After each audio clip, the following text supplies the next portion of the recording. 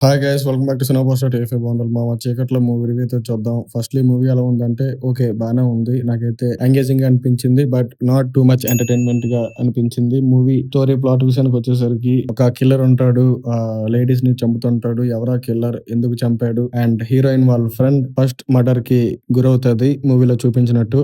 తనెవరు చంపారు? ఇందులో హీరోయిన్ ఎలా ఇన్వాల్వ్ అయ్యింది? చీకట్లో అనే పాడ్‌కాస్ట్ స్టార్ట్ చేశాక తనకి ఎలాంటి కాన్సిక్వెన్సెస్ వచ్చాయి? పోలీసులు దీనికి ఎలా సహకరించారు? తన ఇన్వెస్టిగేషన్ ఎలా ఉంది? లాస్ట్ కి కిల్లర్ ని కనిపెట్టిందా లేదా అనేదే మిగిలిన మూవీ స్టోరీ. అండ్ పాజిటివ్ విషయానికి వచ్చేసరికి శోభిత చాలా బాగా యాక్ట్ చేసింది. అండ్ చాలా రోజులకి ఒక మంచి యాక్టింగ్ పొటెన్షియల్ ఉన్న రోల్ అని అనిపించింది. అండ్ ఈషా చావ్లా కూడా good. And performances wise climax లో విలన్ పర్ఫార్మెన్స్ చాలా బాగుంది. అండ్ ఆల్సో మిగిలిన క్యాస్ట్ పర్ఫార్మెన్స్ కూడా బాగానే ఉంది. అండ్ మూవీలో నెగిటివ్ విషయానికి వచ్చేసరికి ఫస్ట్ హాఫ్ ఉన్నంత ఎంగేజింగ్ గా ఒక సెకండ్ హాఫ్ కొంచెం డ్రాబ్యాక్ అయినది నాకు. అండ్ సెకండ్ హాఫ్ లో కొంచెం ఆ ఎంగేజ్మెంట్ అనేది తగ్గిందని అనిపించింది.